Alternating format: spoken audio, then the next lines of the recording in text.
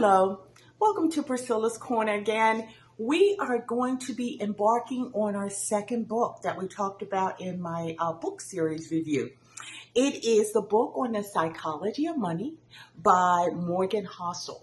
And I just want to share some golden nuggets with you. We're going to do this in two sections. I've read half the book, so I hope to complete that book as well. I've learned so much from all the books that I've read, and I'm challenging you to educate yourself because, as we said before, many of us did not grow up with help with financial education or financial literacy. So I challenge you, and I challenge you to teach your children how to get started way before we did. So I just want to say welcome. So glad you're here with me. Let's go ahead and embark upon the golden nuggets from the psychology of money. As you well know, if you haven't been with me before, we just finished Dave Ramsey's book on the total money makeover. All right, so now we're going to focus on the psychology of money. As you all know, I have my notes here. And by the way, if you hear something in the background, it's because my dishwasher is working. I've got that started. So I do apologize if that interferes with you hearing me. But let's get started. One of the questions he asks is, what is money for? Is the question. And only you can answer that because this is only your journey. This is not anybody else's journey but yours alone. And your journey is going to be different than anybody else's. So the question is, what does money mean to you? For example, money means to me freedom. The freedom to do, number one, what I want to do. Number two, when I want to do it. And number three, how I want to do it. So for me, money means freedom. For you, it might mean security.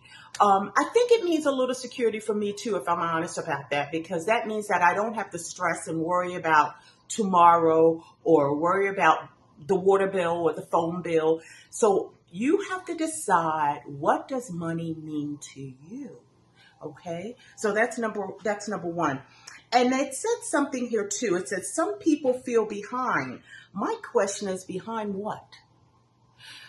For some people, they go, I'm so behind. I don't own a new car. I don't own a home.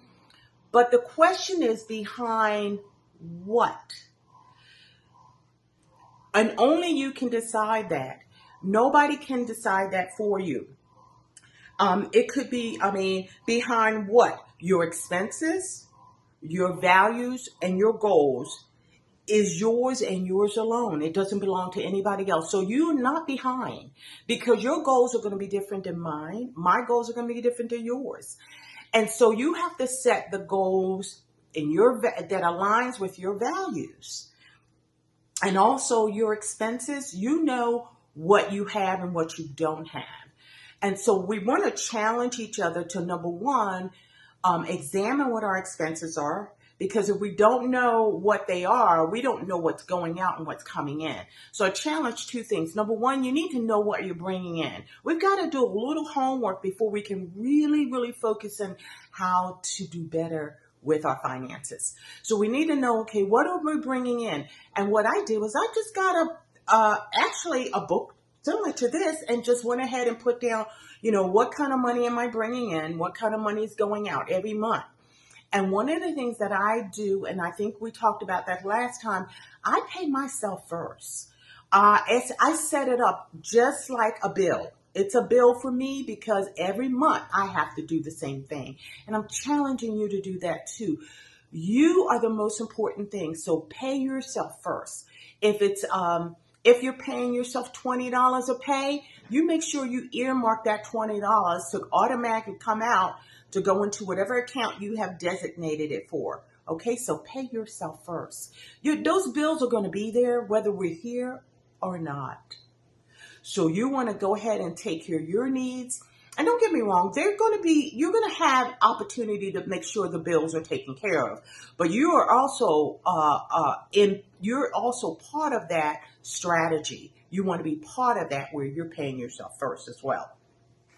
Okay, number one, he states, spending money to show people how much money is the fastest way of having less money just because someone looks rich, Morgan Housel stated, just because somebody looks rich doesn't mean they are. Oftentimes they're not rich at all. I mean, they might have the Gucci bags and whatever bags are out there, but or the new jeans and the new shoes, but they may not have a savings to fall back on in the middle of a crisis. So I'm challenge you again to continue to do that for yourself. So that's one of the things he says. And one of the things I think we fall into a trap of comparing ourselves to everyone else around us. It could be people in our family. It could be friends. It could be church members. It could be, whatever, your bridge club members. We're comparing ourselves to where they are. And I want to challenge you. You're not comparing yourself to anybody but yourself. And as we stated, and as Morgan Housel stated, your goals are yours. Your dreams are yours, and your values are yours. They're not compared to anybody else's on this earth. So don't put yourself in a box where you've got to get the newest car. You've got to get the bigger house. You've got to get the newest shoes, or you've got to get the greatest hairstyle. You know what your values are, you know what your goals are, and you know what your dreams are. So no need to do that. You are individual with individual goals and individual dreams, and I challenge you to continue to live like that. Okay? So, and then of course he states also, you are richer than you think.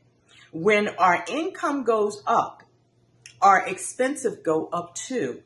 It robs us of the progress that we're looking to achieve. So just because your expenses go up doesn't mean your lifestyle has to go up also. You can continue to have your expenses go up, keep your lifestyle where it's at, and continue to invest that money. Whether it be in your 401k that your job has and they give you a match, or whether it be setting up your Roth IRA. I want to challenge you, and also let me know in the comments, have you set up a Roth IRA? Have you matched your employer's contribution to your 401k? Have you set up yet an emergency fund? Or have you done the fun account so you can have as much fun as you want? I know I set up my fun account because I like to travel. I'm in the phase now at 68 that I want to travel a lot more because I didn't have time.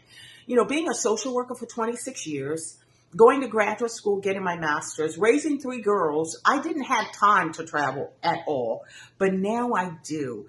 And now I try to plan 1 trip a year, but I also budget that fun account so I can take that trip. I want to challenge you. Don't feel like you can't treat yourself, because you can, because you're going to set that aside. Like, for example, my daughters and I are planning a trip to, hopefully, in the near future, to Arizona. Because I've always wanted to go and see the Grand Canyon, but, I just don't like the hot weather there. I know it's very, very hot. So that's a trip I'm planning. And you know what?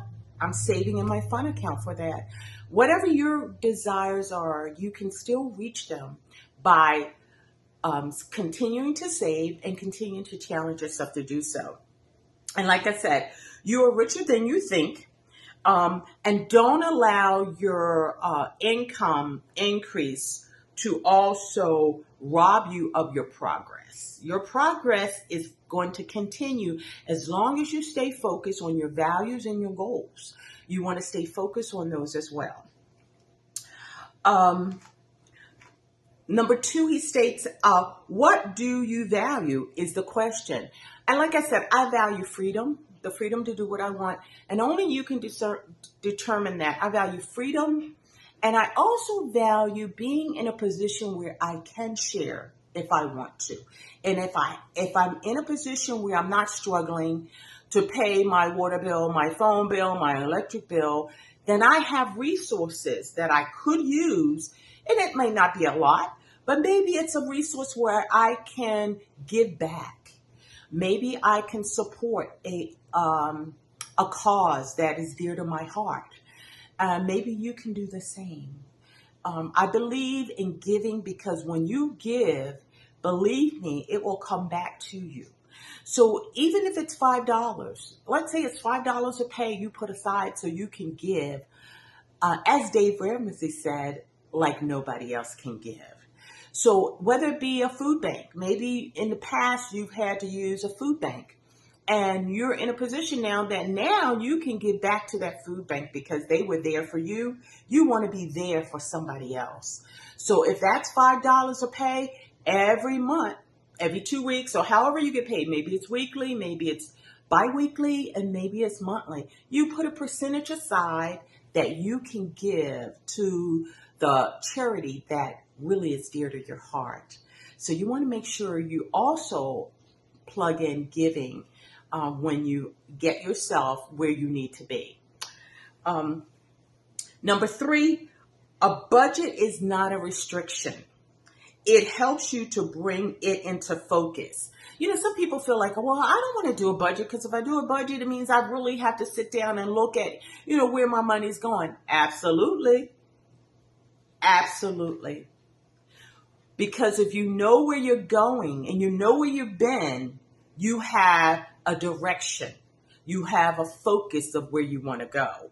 But if you have no clue of where you've been, you have no idea where you're going. So I had to challenge myself. Believe me, I'm not one to tell you that I had all this down. I would say maybe 20 years ago, maybe 25 years ago. About 25 years ago, I finally got my act together and started really looking at my budget. Started looking at what I was bringing in. Started looking at what was going out. And I would, at first I would pay all my bills would be paid, and there was no money left for me. By the time I put gas in the car, and I'm sure you've had this too, by the time you put gas in your car, buy your food, pay your rent, pay your phone bill, pay your gas bill, pay the water bill, there was nothing left. Well, I had to flip the script on that, and I hope you do too. You realize, okay, I need to streamline my debt. I need to bring it all down so I'll have money left so I can invest in myself as well. And so now you can be part of that solution for yourself and not part of the problem. So I want to challenge you to do that as well. And lastly, he says, but budget tells you what matters too. He said the budget, having a set budget tells you what really matters to you when you do that. Number 4, he talks about debt. Remember, there's good debt and there's bad debt. Credit card debt, if you hold it and don't pay it off fully at the end of the month, that's bad debt, because that debt is accumulating that interest on top of what you just spent on that card. But if you pay that debt off at the end of the month before the due date and pay it all off at once, then you're okay. But a lot of us are not disciplined enough to do that. And only you know you well to admit that I am not going to be disciplined enough to be able to do that. Then, like Dave Ramsey said, cut the credit cards up. If that is not you, or put them in the freezer. I put mine in the freezer. I will confess. If I know that I am not very disciplined about a card, I put it in the freezer because then I have a little bit of time to think about, do I really need that? Do I really want to chalk up more debt that I can't afford to pay? No. So therefore, it's in the freezer. It's going to take some time for it to defrost, and then I have some time to process. Do I really need it? Can I really afford to use it? And if I can afford to use it and I have the money in my account, then I will go ahead and I can do that. But if you know, and only you know you, we can't fool ourselves. We know who can and who cannot. And as Dave Ramsey said, he's not a credit card person. He believes you should cut them all up. And that is fine. I have no problem with that at all. If that works for you, so be it. Move forward in that direction and do it. It says, get honest about your debt and just start paying it off. And you have to. You can't let the bills come in the mail and not open them. You have to open them and say, okay, I've got $250 on this one. I've got $500 on here. I'm going to tackle my $250 first. And then I'm going to work my way to tackling my $500. You know, you can do it whatever way it works best for you, but you definitely want to tackle your debt as soon as possible, little by little. And it doesn't have to be all at once, but you want to definitely go ahead and tackle that debt. All right. It says focus on automation and not complication. Automation does not have to be complicated. So I want you to focus on that. Automation means you automate everything if you can. You automate your bills so they're paid on time. You automate your savings, that $20 or that $10 or that $5 that's going into those accounts, it's automated. That way you don't have to think about it. It's already done. I challenge you to automate as much as you can because it saves you time, saves you energy, and for me, it saves me here because I don't always remember everything. So I'm challenging you to go ahead and automate as much as possible if you can. And your best friend is time, consistency, and patience.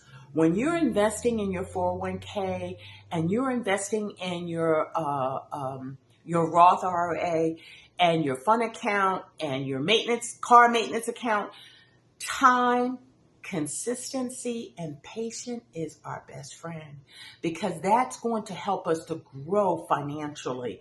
And remember, you're not alone. It's going to take some time. It took time for us to be in the position we're in. It's going to take time for us to get out of the position we are in right now.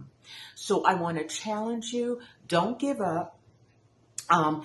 I want to share with you, I watched a YouTube content creator, I guess you would say, and his YouTube is called Kosher Money. And he said something that really, really stuck home. He says, we're not going to be perfect. We're going to be thoughtful, and we're not going to be flashy. So keep this in mind. We're not going to be perfect. We're not going to be flashy, but we're going to be thoughtful, consistent, and we're going to be patient. I want you to hang in there. I am with you. We're going to do this journey together. I want you to know I'm doing the journey with you. We're not doing it alone. We're doing it together, one step at a time and one day at a time. I want you to know something. I want you to hang in there, that we're going to encourage each other, support each other as we go through this journey together. So this is our first section. Like I said, our first series on the psychology of money. We're going to challenge the next one in our next video. I want to thank you so much for joining me. I hope you subscribe, and I hope you give it a thumbs up. And don't forget to give me a comment down in the bottom. You know, it really lets YouTube know that you're interested in financial literacy and financial education. And I want you to know you're doing a great job. You just hang in there. We're going to get it together. All right? Take care. Talk to you later.